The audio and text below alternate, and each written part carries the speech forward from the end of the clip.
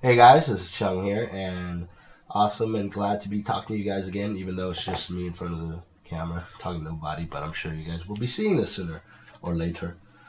Anyways, before we get going, please just hear me out a little. I'll try to keep this as short as possible. It's just little updates and stuff like that. Something very important is that next week, December 17th through the 21st, all the live shows that are behind the vault is going to be free for everyone to see.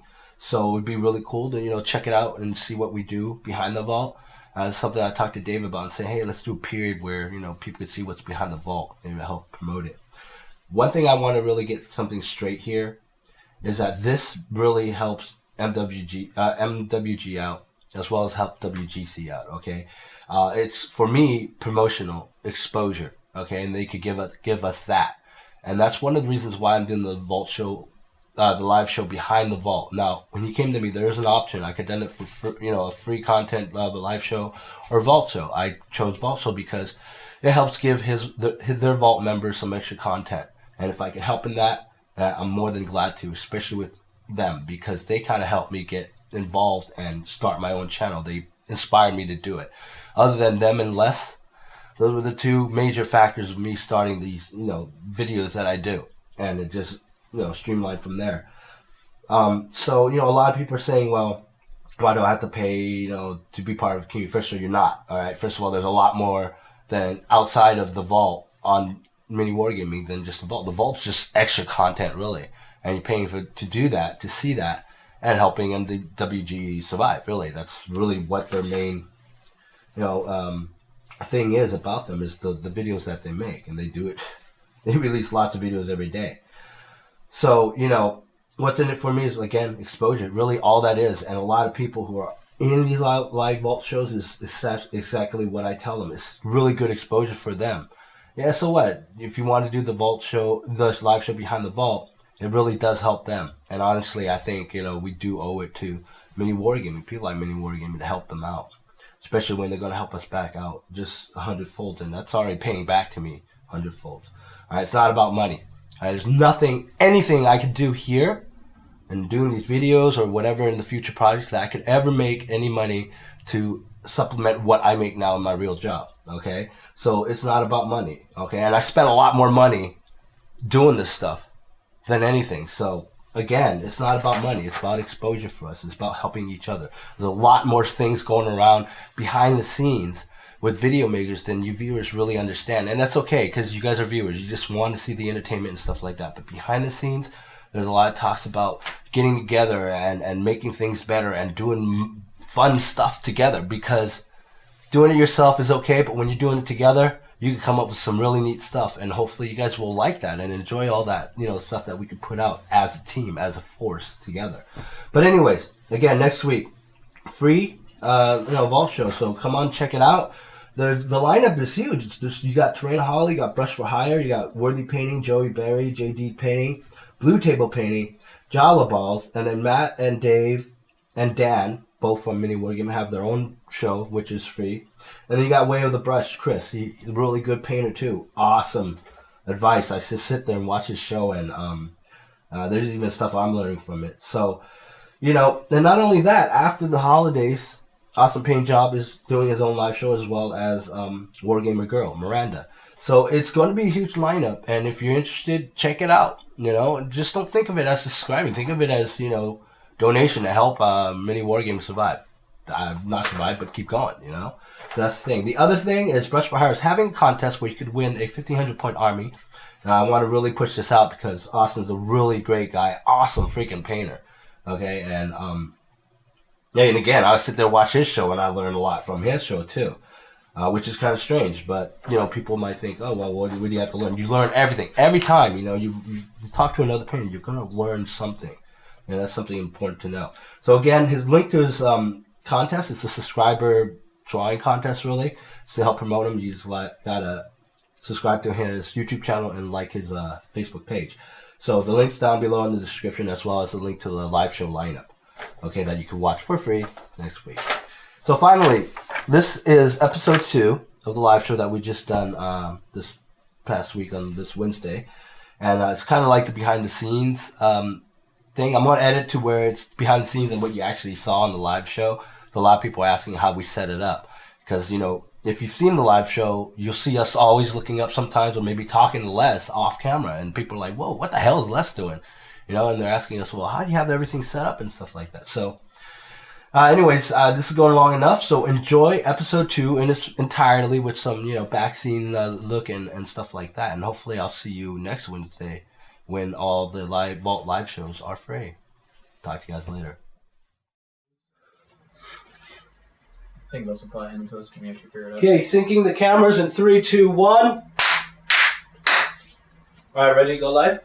Yeah. So, you got a broadcast? Okay, go ahead and broadcast. Live from LA, it's Wednesday night! Can you see it on Justin TV? Can't see anything from where I am.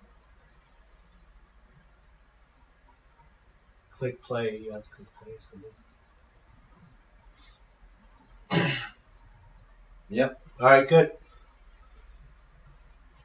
And they're talking. So All right, go intro? ahead. Yeah, let's go ahead and run the intro.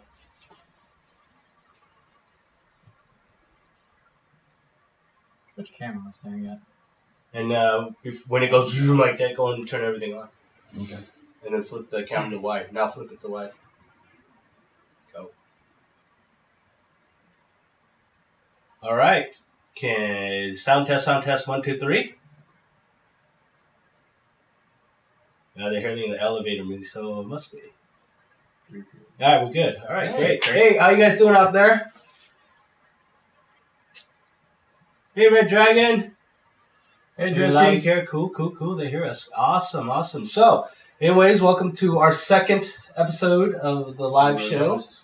We got Eric here, and we got Jay here again. Yeah. Hey, what's up, bro? See, broski. Dave's my broski. It's just because you're Asian. Yeah, Asian. Brother from another mother. Brother from another mother. So, anyway, what's been up lately since this week? I haven't been around. Well, Eric and I played in a Malifaux tournament over the weekend. Les was there too. Yeah, must you bring that up? Eric and I actually ended up playing each other in the third round. Yes, it was the third round. One of our harder rounds. Yeah. I got my first game. I got a few bad flips, and so I ended up tying that one. And then my second game, I got called time, and so I ended up losing that one. And then that's when Eric and I played each other. Yeah, my first game was probably a tough one. It was against a new opponent and Gremlins, which are always unpredictable. Mm-hmm. I unfortunately lost that one at a real close. Then I played the lovable Les over there behind the camera. And let's just say he made it not very fun for me with Perdita. And Les is getting better. And then, as usual, I played Jay, my best rival in the area. Mm-hmm. And we pretty much dominated each other until the very end. It was a super close game, yeah. Yeah. Most people know I went to New York, so I missed all the fun. It was actually the grand opening of JJ's Game Lounge. Yep. Only mentioning this because I guess we could tell some of the stories that our old game store had a big bad bull that ran the store, right? That was an ogre. Ogre, whatever. Kind of a melt. There was the meltdown that happened. Yeah. I can't really. We refer to it as the mouth. Exodus. Yeah. Yeah. Well, let's just put it away. The staff got fed up and they left. And then when the staff leaves, and the staff is what made your store, the whole community left.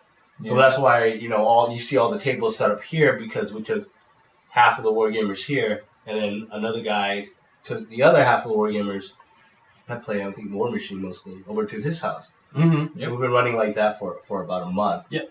And then we found funding, Mm-hmm. and then basically they got the old manager to run the store, and 2 guys are funding it now, and the whole community came together to get this store up. It was really, really awesome. It's a really huge, nice area. Yeah. Just to play in, and you can tell that they really care about it. So. Okay. It was probably definitely the Cinderella story of how a game store should open. Yeah, but I'll make a video about that later anyway. We got footage and stuff. But hey, guys, thanks again for joining us. So why don't we just go ahead and move on to the next thing? Sound down? Hobby Lobby. All right, so we're good on the Hobby Lobby. Everyone ready? Yeah, we get Chapman Raw, that's some Malifaux stuff too. Just regular. All right. We'll go through that on the game thing. Yeah. Switch. So you want to start on close cam, Chung? No. Okay. Just full cam is fine. Okay. Make sure, and You guys all ready? yeah, go start the cap. All right. 5, 4, 3. So guys, we're going to go ahead and go with the Hobby Lobby. Now we got some questions here that we're seeing. We'll go ahead and get to those in a bit. But anyways, the Hobby Lobby today, we're just going to talk about airbrushing. Okay, now we all talk about airbrushing. Everyone talk about airbrushing. And how many of you guys out there have already picked up an airbrush? Do an airbrush, whatever you guys have.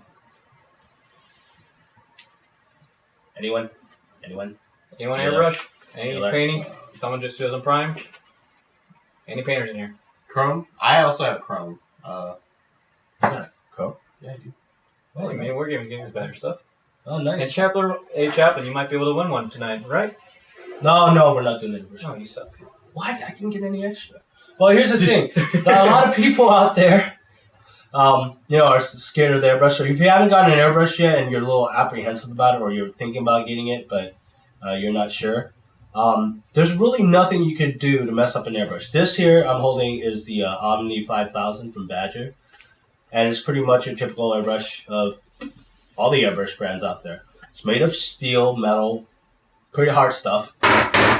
Can't break Ow. it. Wow. Right. You did my model. Oh, sorry. Well, it killed his model, right? You buy it. See, there's no fear. There's nothing wrong with this. I was going to even take a camera. Not camera. A hammer. Hammer this thing. That's what I was asking for the hammer. Wow. Okay. So, don't be afraid of breaking this. Short of, spilling acid on it that you drink every morning or what have you, there's nothing you can really do to mess this up. The only thing that you could do to make your life miserable is not clean it. Okay, that's the most important thing. So when you get this, make sure it's always kept clean. Make sure you always get the paint out and ready for the next time you're going to airbrush. So here's a very important rule. If you get caught by your girlfriend or wife or something or whatever, and you're going to go away for maybe 10 seconds or something, you think you're going to go away for 10 seconds, clean your airbrush. Because most likely you're not going to go away for 10 seconds. You're going to be gone for 5 minutes, 10 minutes. 20 minutes. Next thing you know, you come in here and the next day and you're like, oh, I didn't clean this thing out. Now, you're in a major mess because it's going to be hard to clean out. Did you break it? No. It's just going to be hard to clean. All right? So, again, it's about maintenance. It's about, getting your airbrush kept clean and maintained and stuff like that. So, anyone out there have any questions about airbrushing at all? Max Paynes wants to know, how do you avoid dry tip? Oh, I actually have a video on that. You can watch the video. But the easiest way, you can't avoid it. You can kind of hold off on it by using something like something called lube, like airbrush lube. Shut up, guys. You must have plenty of that around the place with you and Master here. Yeah. But anyways, you use lube, you dip it in, take it out, and make sure there's some on the needle. You put it back in, and you'll be good. Now, the other thing, by the way, you can bend your needle. That always happens. That's a common thing. If you drop your airbrush or whatever, you might bend the needle. All you do is replace it. But for a dry tip, check out my video on dry tip. You get Awada has a brand of lube as well, which you can use that does the same effect. What you do is just coat the needle before you do any airbrushing, and yeah, it prevents the dry tip longer, so that you don't have that much. But you can't really actually prevent it. It's just the medium of the paint we use. So, acrylics, it dries really fast. It builds up. All right, also, we got the knick-knack Jack on. How do you clean your airbrush? How you clean your airbrush? Basically, you use either Windex or airbrush cleaner, what have you. So what you do is you would fill up the reservoir. Once you paint it, and there's paint in there, fill up the reservoir. Take some paper towels, go in there, wipe it out, fill it up again, spray out whatever's in there. Do that maybe a couple of times, and then you can do a backwash, which means take a paper towel, hold it here, spray, and it'll bubble up. And whatever bubbles up, you just dump. Don't spray it out. You dump whatever bubbled up out here. Take a paper towel, wipe it again, and by then you should be ready to go. If there's still paint in here, put some more cleaner, either Windex or airbrush cleaner in it, and then spray it out. What I sometimes do, and I know Les does, is that we actually use a clean brush and just rinse around inside the airbrush itself into the cup, and that'll help take away some of the color in there. Wait a second. Let's see, who was that asking? Spin DC wants to know when new Badger paints are coming out. The new Badger paints are out, the Minotaurs that you're talking about. Bunch of company you should be able to get from Spiky Bits because I believe they put in an order there. They got a rack there, so you can spikybits.com. And right now, that's probably for our community right now that carries it. More people should be carrying it, but I'm not quite sure.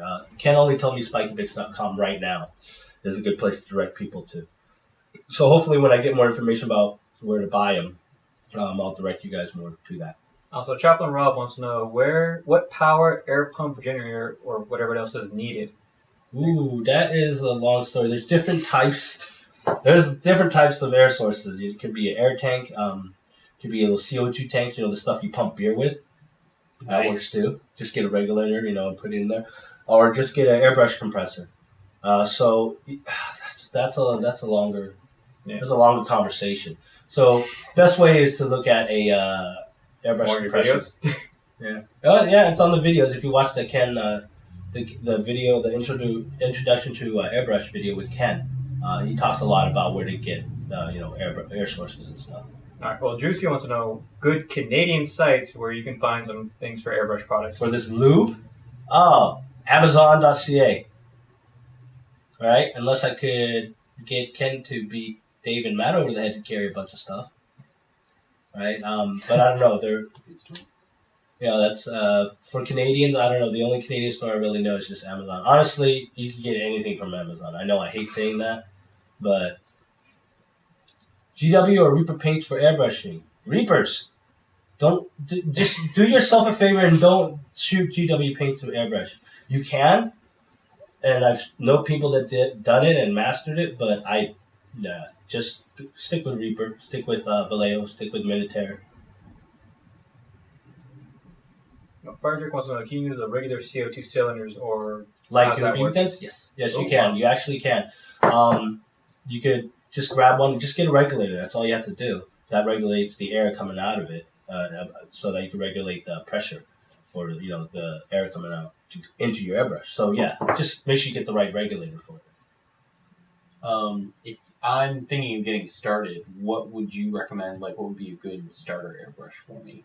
Honestly, either get the Patriot or the Krome. Here's the thing about airbrushing, and a lot of people don't understand. They're always like, "Well, I'll get something cheap to start with, and then move up from there." Honestly, it doesn't work that way. You have to pick the airbrush by the application you use. So for us, we have to do like Patriot or the Krome. Those are great for what we're doing here. Because the airbrush is used in many industries. The baking industry, they use it to, spray on decoration on cakes and everything. So what you should do is honestly, if you have the money, get the best airbrush that you can afford. Like the Krome. You already have the Krome. Start with the Krome. That's simple as that. Start with the Krome. Patriot's nice too. You can start with the Patriot. It's a little cheaper, but it works. And since we saw you slam the thing down a few times, we know it's pretty durable. So really all you're replacing is maybe the needles. Pretty much the needles. Maybe sometimes the Teflon seal in here might go out, but that's very, very rare.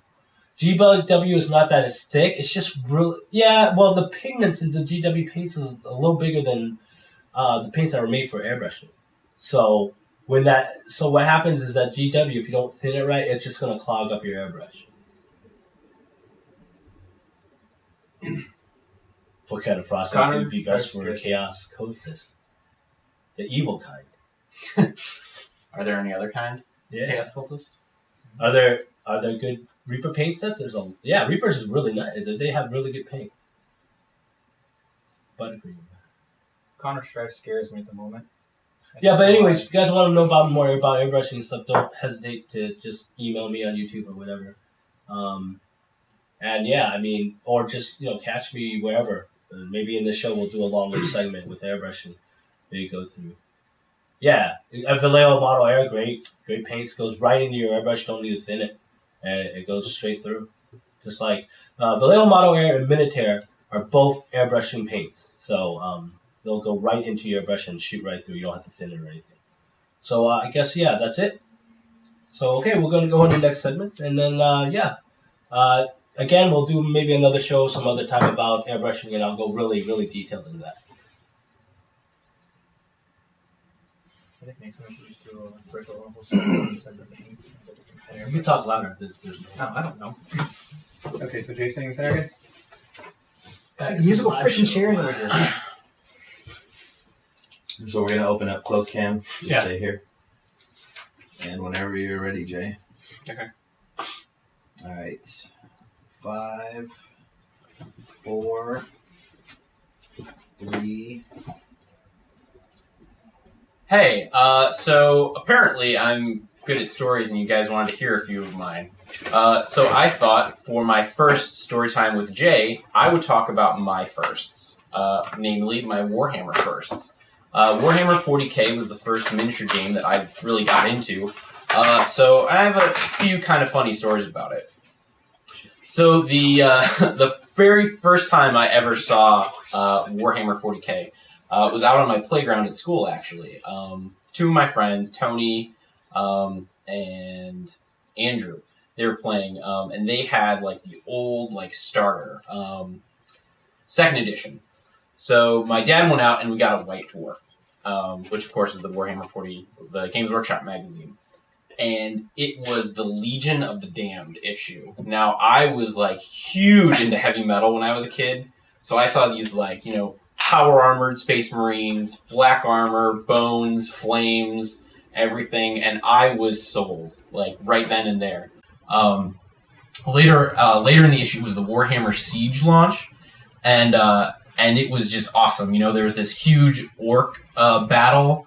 There was giants and castles, and I was in love with it. I carried the thing wherever I went, and I actually still have it to this day. And it's dog-eared, it's falling apart. Like all the edges are just frayed. I would carry it to camp with me. Like I would show all my friends about it. I was like, look at this awesome game. So finally, my dad took me to the local Games Workshop store, and I got to play in my very first mega battle. And the very first battle I played in was Space Marines versus Eldar. And I'm pretty sure that is where I developed my hatred for the Eldar that kind of still persists to this day. I was given a scout squad. That's it. So we had this entire Space Marine army, and I just had the scout squad, right?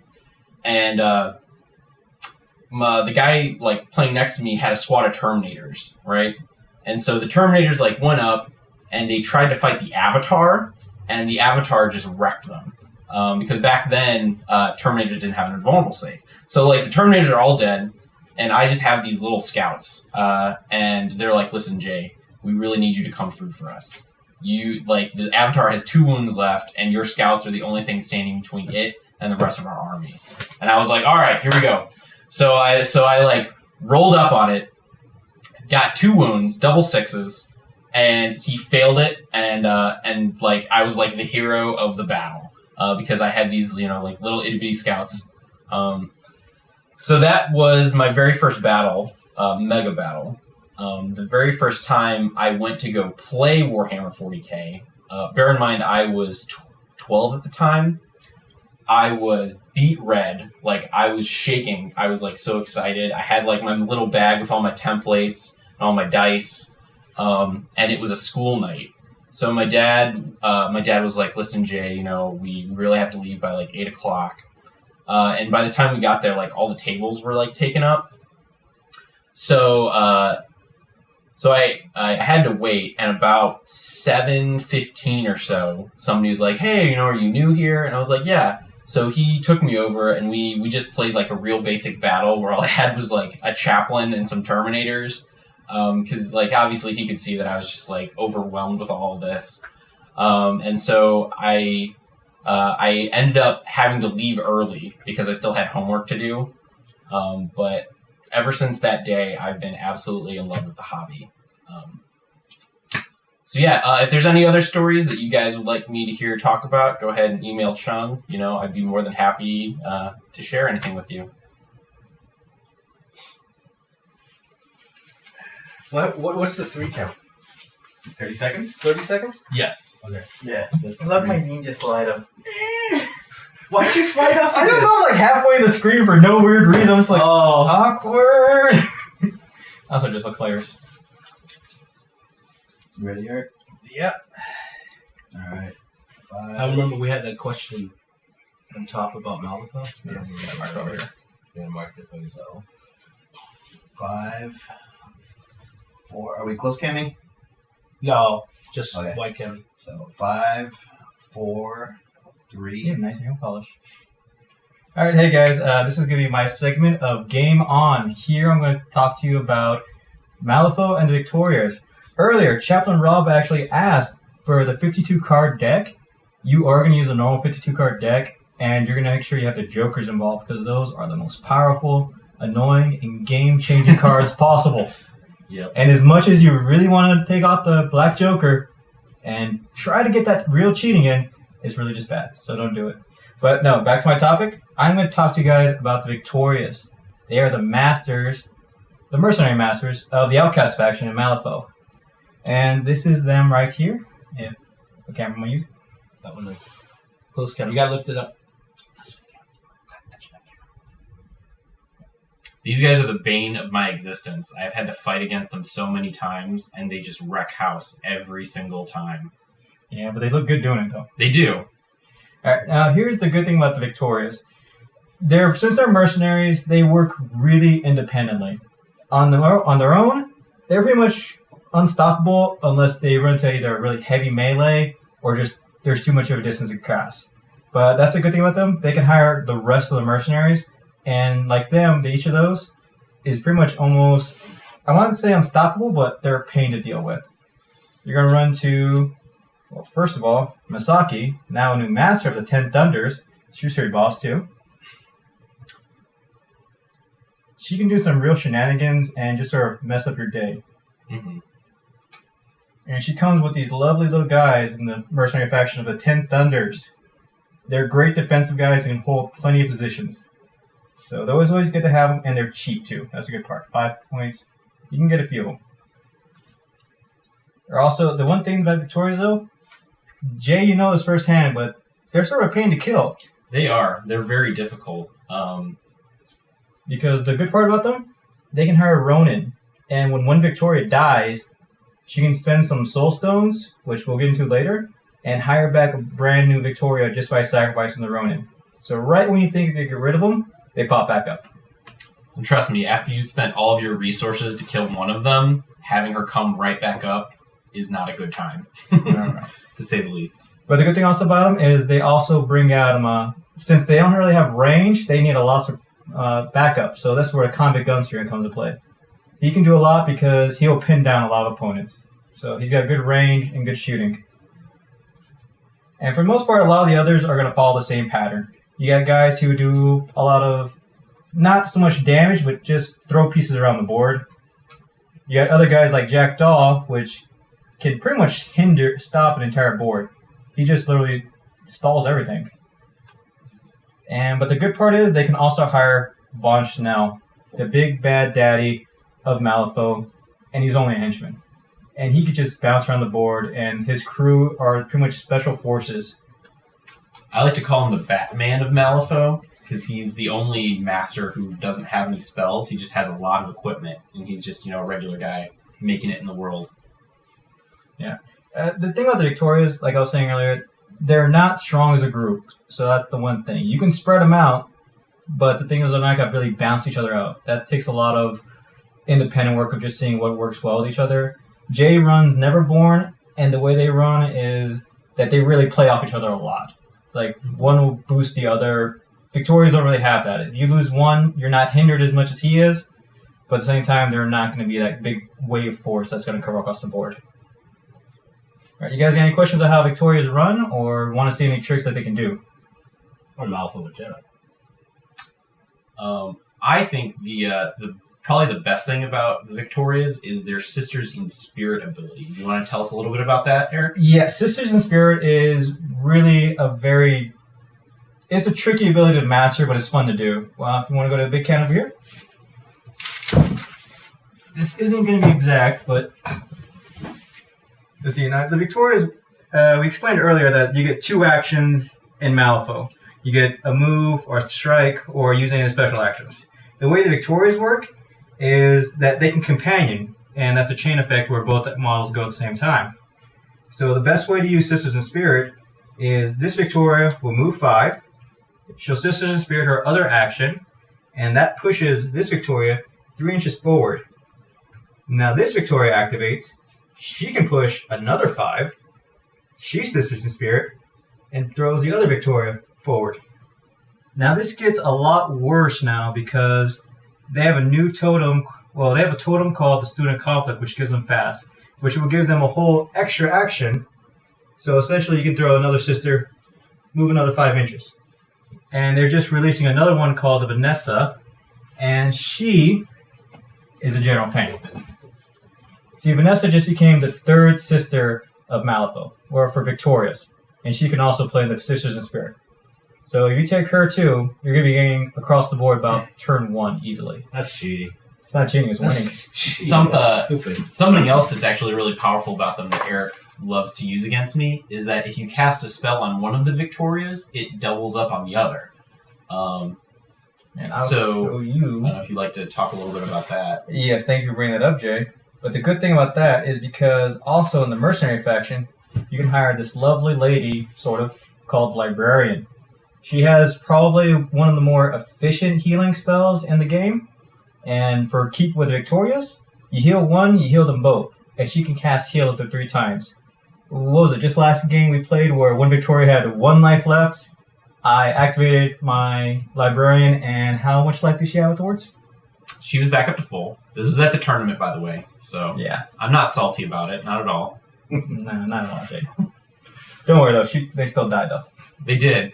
I put the boots to them. The Malifaux that they sell, is that enough for an army, or do you have to purchase a bit more? Well, it's enough to start. You could actually play most of them. The good thing about the Malifaux, all the starter boxes are almost tournament ready, right to go. Yeah.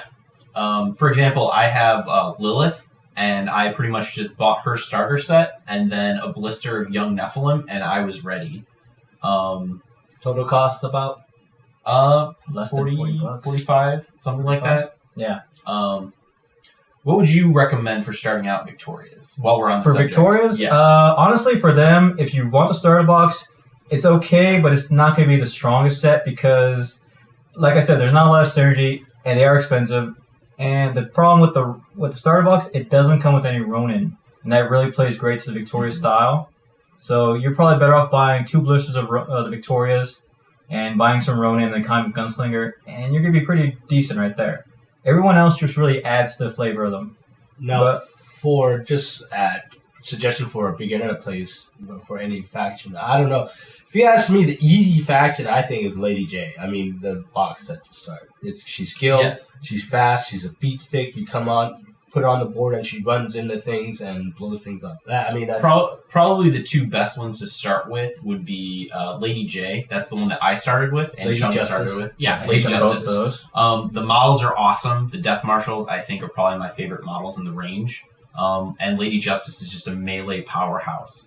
The trick is they're kind of on the slow side, so they get outmaneuvered really easily. The other starter that I would recommend is the Perdita Ortega starter, which is actually the one that Les purchased. Perdita is really, really powerful. She's very hard to hit. If you don't want to go guild, I started out with Lilith. Lilith is another great starter, much for the same reason of Perdita. She has a very high defense and is very hard to kill, and she does a ton of damage. Well, the good thing is also there's a lot more variety too. Mhm. So pretty much any of the masters from the first book, you're looking pretty good. But I think we'll cover more of those on next time. But if you guys got any quick questions before we go? Yes, Perdita is good for beginners. Les Very kept good. me on the ropes for the entire game, and he kept me from winning. Thank you for that, Les. I'm Thank you. confused. There are 2 MWG Volt Bat reps, and then there's Dave on the mini board getting me beat. All right, so Yeah, I think it's time multiple for our next Is it? Segment section? Is it time already? yeah. Yeah. I didn't see the singles. What? Nice cut, dude. I hate you all. Alright, there's my back. Okay, all you, man. This is your seg. Oh, yes. Just let me know if you need help. So has Jay got the ninja in the side too? So there's 10 minutes on this, so I'm going to go Fill smoke. time. Yeah. Okay. Probably smoke. Just smoke. Yeah, So you that don't- the smoke you don't doesn't have get. I do. You don't have to sit there if you don't want to, Jay. Well, I figured. Do you want me in this? It's fine with you if you want to. I don't know. Chung wants his segments done because It's okay, we spend just a little bit. I mean, just take your time, have fun with what you're doing. Man. Alright. Once we get it on, if you want them to see the little board. Yeah, probably should. I mean, you can move the camera. I mean, we'll figure it out. If you need me to tag in. Alright. The music stopped. Alright, The movie will stop. I only put a minute in there. Ready to go? Yeah. Alright. You want close cam? One cam? Yeah, close cam. So we'll go 5, 4, 3. Hey guys. Alright, again it's me. But here we're gonna have our little area called Nostalgic Games. We're gonna look back at some of the older games that got a lot of us started in the wargaming and just gaming period. Today I have with me some of my stuff from Heroscape. I don't know if you guys actually remember playing this back in the day. I'm not that scared. But no, Heroscape was pretty much a game made for the younger generation of kids, and it followed all the same rules and mechanics of some of the War Machine games and other things way before they came out. Here's some of the models if you guys want to see them. I think they're still pretty good for what they were back in the day, for mass-produced. And the good thing is, though, like all the stuff we have now, they were really built upon factions and point systems. Oh, thank you, Counter-Strike. You remember these great games. I bought a lot of this stuff, and I was unfortunately only able to play a little bit of time. Because then I started getting into the Warhammer, War Machine, Malifaux. But the good thing is, though, the game still has a thriving community. I've seen people build whole sets of the Mines of Moria from Lord of the Rings just with tile pieces. And this was probably one of the funner parts. It was like you had Legos to make the terrain. They had whole web pages of different designs, and I remember trying to get a lot of people playing it. I actually had a bunch of my friends in the Marine Corps in the barracks on weekend nights just playing this. We would set up whole tables worth of stuff. And it just had such a good following. I don't remember ever not having fun. I actually learned this from a small, about 7-year-old. But you guys actually, what was your guys' favorite factions? Because they had tons of stuff for it. Just want to show you some of the cool little perks they had. These were some of the original dice bags I got. They were all for special limited edition Toys R Us packs. Oh, Fire Drake, you started with Space Hulk. Pirate Sand card game with GCP. Oh. But yeah, I don't know if you guys actually remember seeing some of these things. They just kept releasing expansion after expansion. Unfortunately, I hate to say it, Wizards of the Coast bought them out. And after that, they started in trying to invigorate the game with Dungeons and Dragons. The models looked good, and they looked like they were going to take off, but they gave up on it about halfway through. So I don't know if you guys actually bought any more of that stuff, but the models are still out there, and you'll find a lot of them. But yeah, so I got some more cards here if you guys want to see the stack of stuff that they released. This was only a portion of the models released. Each one of these represents a different kind of figure.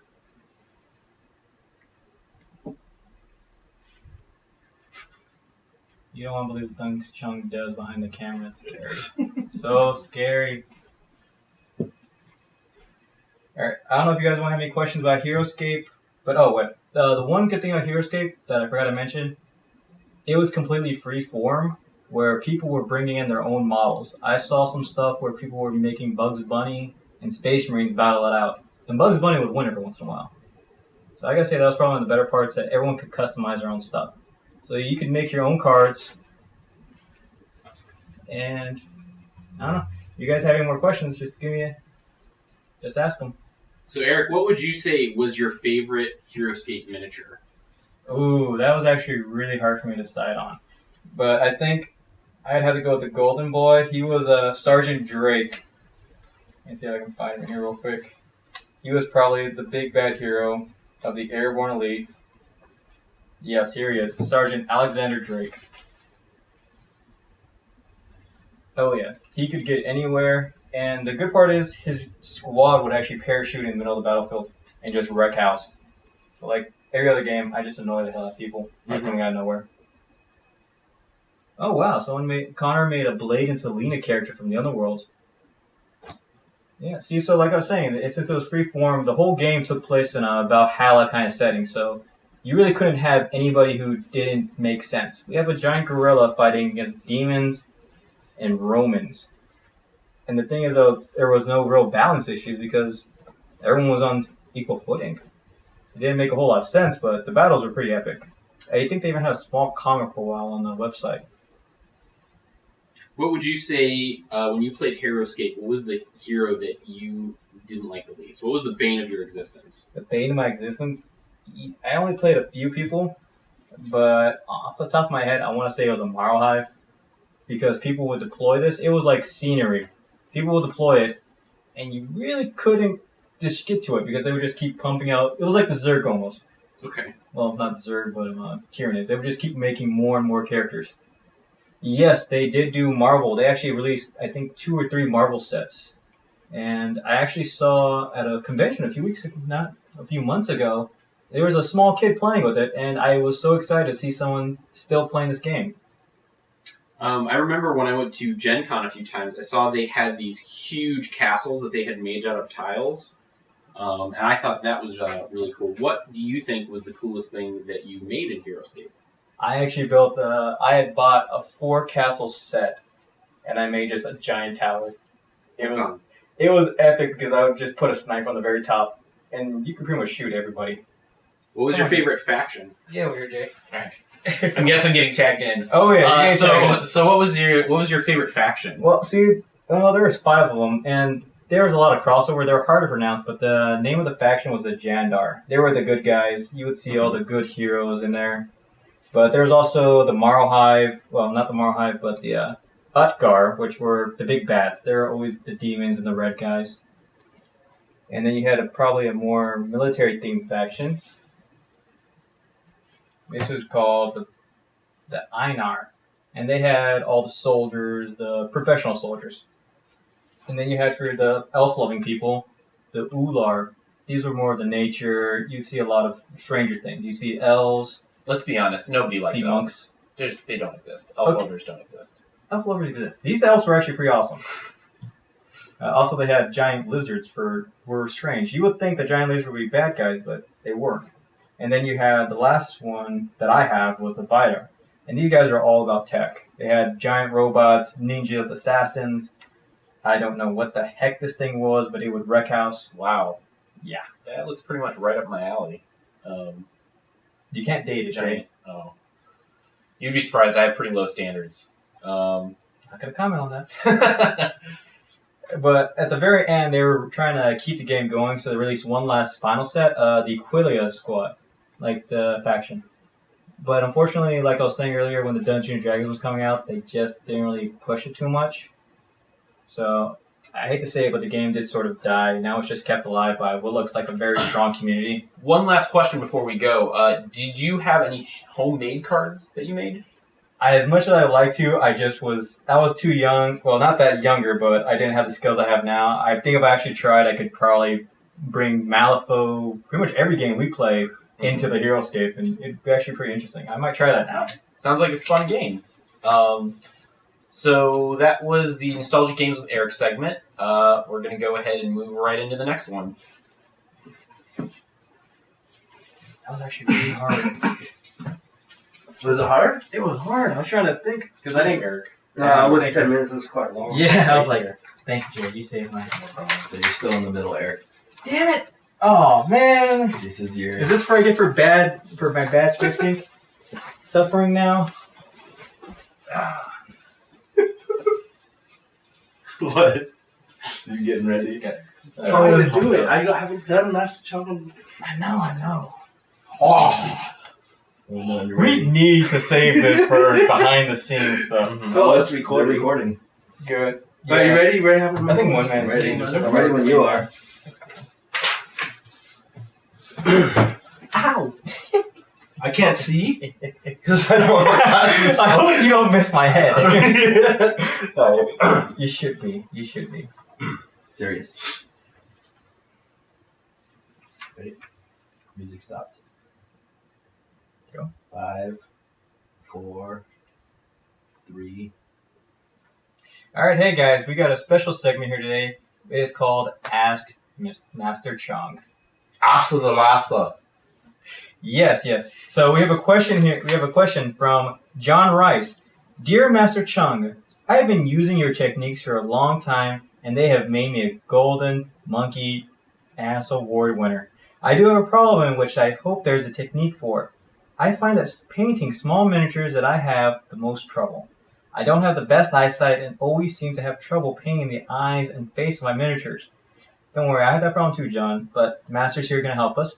Is there a meditation ritual that can improve my sight when painting figures? Sincerely, John Rice. Yes, you are in luck, Mr. Lice. We do have a technique that can help your problem. Oh, give me a try because I need help too. Well, Grasshopper Eric, first you must meditate. So you must meditate with me. Breathe in. Deep. Picture the ocean. Think of serenity. The white clouds, floating, fluffy. And what do you see? Fluffy bunnies. Fluffy bunnies. Fluffy bunnies. Meditate. Meditate. And what this technique is called is FMT. We use FMT to gain more eyesight and more accuracy, like the accuracy of a hawk, of an eagle, so I can see your figures. So meditate. Serenity. Serenity.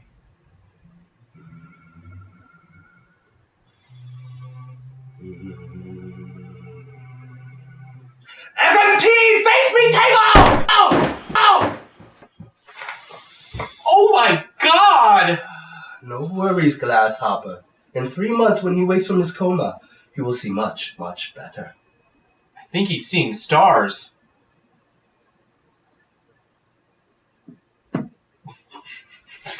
You close? God, I feel stupid.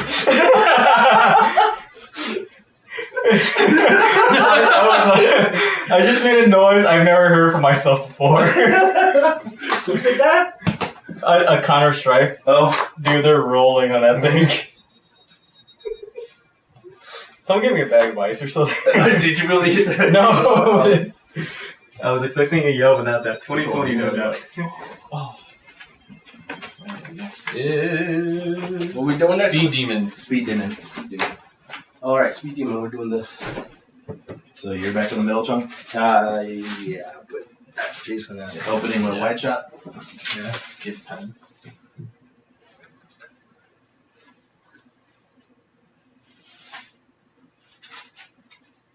Here, I can just come in. Okay. Just a little better. Yeah. Are you the box of Klondikes? Ready? When did we get Klondikes? No. Oh, wait, watch the camera. 5, 4. No. Very solid. Okay. And this is where we will do our Speed Demon challenge, guys. You ready for this? So, this is how it works really quick. We ask a question, about 10 questions, and then whoever answers first, the correct answer, gets the point for that question, you get 1 point. If there is a tie, we will do a tiebreaker between those people that have tied. So when we ask them the questions, please refrain from answering it if you're not one of those people that were tied. So, And remember, spelling does count. yes. So please, Spell Mars right, not math. yeah. Mars. So, we will be giving away a live cam here for the winner. These are actually great cameras. I actually ordered a bunch of them and figured out we can really use them for the show because Microsoft has this weird thing where it doesn't like to work with Logitech cameras, so whatever. So, hey, I lost your game, right? Maybe Microsoft beats Logitech. It's like the Jets and Sharks in West Side Story. Sometimes Microsoft and Logitech, they do a lot of snap fighting. Yeah, I think Chung knows all about that, don't you? Yeah. Want to give us a rendition Of sometime? what? Sorry. America sometime? I'm confused. I wasn't listening to you. Never mind. Oh, West Side Story? Yeah. I want to live in America. No, I don't want to do that again. Payback sucks. Okay, so let's get this baby going. You guys ready? Ready? You ready? All right, so remember, when you're from the last cigarette to your last dying day, Max Payne. All right, so first we're going to do some 40K questions. I feel pretty. There you go. All right, so the first 40K question. What army is the only battle brother ally of the Dark Eldar? The only battle brother in the ally chart. Eldar Oh. to Devlet 666. Oh, better write this down. Here. Can I have one? All right. Melt my Correct. Carmites. To Devlet 666. Next question.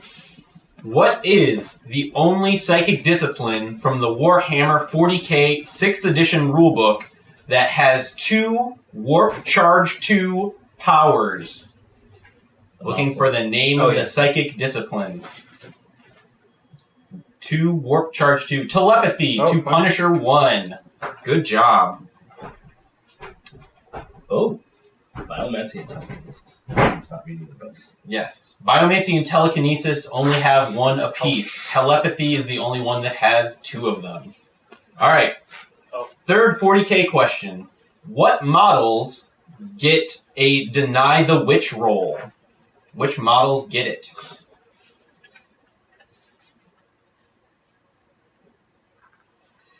All of them. Correct. That's Drake. Fire Drake 18. All right, now we are going to move on. I love how you guys are spelling psychers too. Now we're going to move on to the fantasy portion of the quiz show.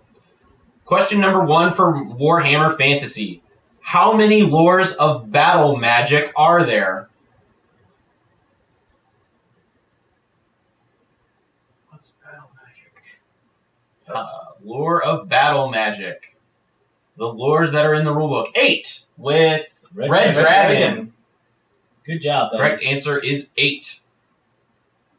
All right, now this next question is a little long, but I think you'll get the idea of it. Assuming that you bought a full command group, champion, standard bearer, musician, what is the last of the 3 to die when taking casualties? Champion, standard bearer, or musician is the last to die. Champion is correct to Connor Strife. Hey, look, Schnauzer's in the room. What's up, Schnauzer? All right. How many models wide do you need of monstrous infantry to form a rank? How many models of monstrous infantry wide do you need? 3 is the correct answer with Red Dragon. Wow. He's Coming leading. out. He's leading.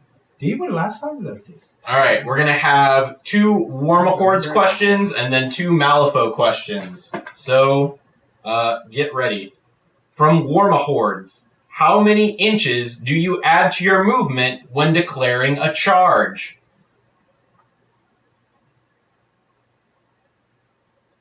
Three, Schnauzer face. Schnauzer! Because you know he needs a life cam. Mm-hmm. This next one is about specific model types. What faction makes use of Myrmidons? Which of the factions?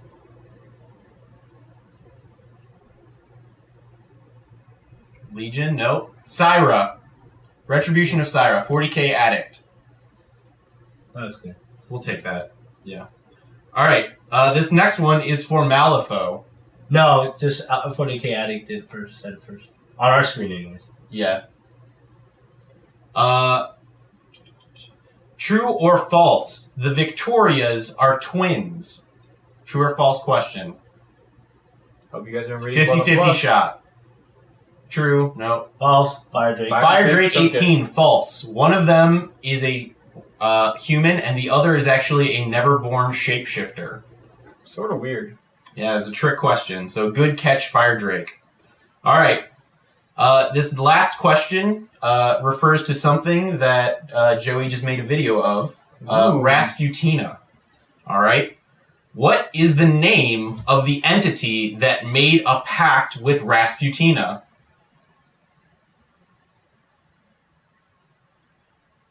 The name of the entity. December, Greenleaf Terrain. Wow. Good job. Yeah, I bet. We only go by what we see on our screen. It's going to come first on your screen because it's your screen. Santa Claus. Santa Claus would be awesome. I would totally play the Santa Claus faction. We In need a Malifaux. Santa Claus faction. He'd be Outcast, though. Totally Yeah, Outcast. So, Eric, do we have any ties? Actually, we do between Fire Drake and Red Dragon. Really? Really? Yeah. A Drake and a Dragon are arguing out. All right, All we got right, so we have some, we got a draconian fight here. All right, so for what are we doing? Three questions We'll for the tiebreaker. We'll do 3 questions. Okay, so Fire Drake and Red Dragon, you guys going head to head or dragon head to head? It's a little double dragon Scale to action. scale. You're fighting over the girlfriend at the end of Double Dragon. Oh, right? Thank Oh, you. that's remember one. that? Yeah, I remember it. All right, That's I'm one. sorry. All right, so these next questions, Fire Drake and Dragon are the Dragon. only 2 to answer, please. All right. Oh. Yes, there was a Double Dragon reference. Yeah, thank you. Billy, and Jimmy. All right. That's Jay for you, man. All right. So this question is from Malifaux. What form does Dr. Douglas McMorning's totem take? What form is it? We need to put Jeopardy's music. What is it? Frog? Snake? Oh, you guys Nope. are just guessing now. Of course they're guessing. Ribbit. We gotta get them Here's from a the hint. Malifaux. All right, here's a hint. It is a specific breed of dog. What type of dog is it? You have 5 seconds. 5, 4, 3, 2, Greyhound? 0. A chow. Like Chung Chow.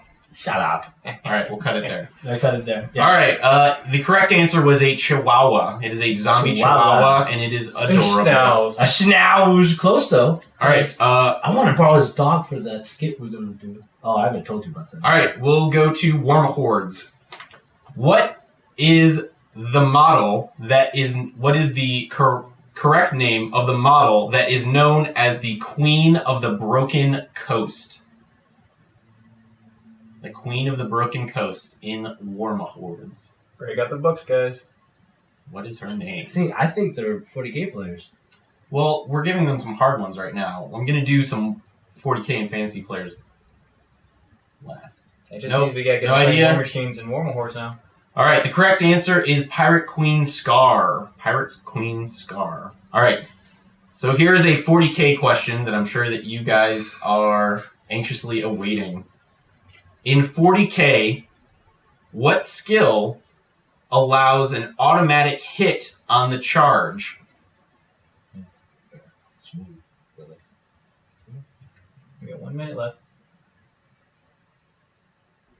What is the name of the skill that gives you an automatic hit when you charge? Hammer of Wrath for Red Dragon. Nice Red Dragon. Woo! Right Is about that sudden Red. death, I think? We can do How two- much time we have can do left? 2 more. All right, we'll do 2 more real quick. Okay. What's the maximum range in inches you can guess for a Great Cannon in Warhammer? Warhammer Fantasy Battle. What is the maximum range on a Great Cannon?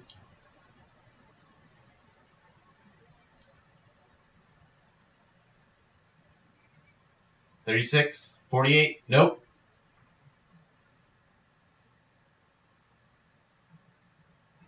Nope. All right. Correct answer is 60. 60 inches. 60? Wow. All right. So I think we'll just call it there. That would be going to Red Dragon then. Yep. All right. All right. So Red Dragon has gotten it. At Congrats, this Red. point, there's just not enough questions to did we catch run up. All right. We'll have to fix the game a little bit better when things like this happen. So, congratulations, Red Dragon. What I need you to do is go ahead and talk to Dave or you email Dave, and then he'll get in contact, get your information to where I send the live cam to. And so that's it for the challenge. And before we switch off, remember the live show for next week is free for all. So we're gonna plan some bigger stuff. Unfortunately, Jay won't be here with us. Yeah, I gotta go home to So guys, Chicago. Email us enough, and maybe we'll get Chung over here to sting some stuff from. No. Come on. I want to live in America. Automobile in Don't make me start. America. Don't make me start. All right. He'll never All end. right. So let's Don't make me start. So, restart. all right. So I think final thoughts. when you're ready. Okay. Go for it. So close up. Yeah. All right. 5, 4, 3. Today's final thoughts. We're going to talk about rage quitting. It's also known around these circles as premature game quit. Either way, it ends with an opponent who gives up suddenly in a game, usually in a fit of anger. But is it always the quitter that is to blame? In this day and age where we escape from real life to play this hobby that we love so much, where we enter our community of wargamers to laugh or to cry or inspire in this hobby of ours, should it not be all in the name of fun? Many might say that we take this game too seriously. It should breed friendships and happy horse pucky feelings. So with that line of thinking, perhaps you see your struggling opponents and tactics, or maybe having a very bad day with their dice rolls, to say, hey, it's okay, buddy. Why don't we call it quits, share a can of Coke, and talk about days of old? At least that's what some would say. But seriously, let's think about this a little before we turn our wargaming community into the happiest effing place on earth. First of all, the word war gaming should already clue you in. What is war? Well, Webster Dictionary defines war as a state of usually open and declared armed hostile conflicts between states or nations, and a state of hostility, conflicts, or antagonism. Second, everything about the game we play is about conflict. The games we play use words like battle, brawl, and skirmish. Even our beloved GW advertised 40K as "This is war." So, if your opponent rage quits, then I say, good for you. Make him angry. Make him so angry that he or she will burst the blood vessel. If you can, then you have achieved your goal. Because I will tell you now that this is war. You're fighting some kind of goal to win, and to win at all costs. If this wasn't about winning, then why keep score? Why is there even a final outcome? If this is all about fun, then tell you what. You go to one side of the table and have your opponent go to the other side, and then roll a dice. Whoever gets the highest is it. Alright, the person who is it then just stands there and starts yelling, green light! And you move your fingers up until he says, red light! Then don't move your fingers. Then repeat the process until one of your fingers reaches the end of the table and you can both kiss each other and say, great game. Seriously, play like a man. Play to win. Play to win big, because if you don't win big, it's not worth playing. Don't let your opponent take it back. Alright, don't give an inch, because if you do, they'll take a foot. Your opponent doesn't care about your happiness or how much fun you're having, because they're after the same goal, to win. Anyone who says otherwise is lying in your face. This is war, people, and in war, plastic or metal figures die. It is your responsibility for every one of these little lives that you put on the table. So next time, you make your opponent feel as uncomfortable as possible. You push and push. Who cares if your whole army's intact and he has one squad left? You don't let him quit, and you finish the job, soldier. You make him watch as you destroy any pride he has left in his soul. You shoot, you assault, you pull everything out of your arsenal, because when it counts, it's at the end, your opponent should be on the floor, curled up in a fetal position, sucking his thumb and mumbling incoherent thoughts about never playing the game again. To quote a wise and great man, John Kreese of the Cobra Kai Dojo, we do not train to be merciful here. Mercy is for the weak. Here in the streets, in competition, a man confronts you, he is the enemy. An enemy deserves no mercy. No mercy. This is Chung. Thank you for watching WGC Live. Hey, Chung. Still doesn't mean you can throw a rhino at me. Huh? Still doesn't mean you can throw a rhino at me if you lose. I just made borrow that. Did I? So stop broadcast and just click on it again. Yeah. Oh, thank you, Parker. Yeah, here it is.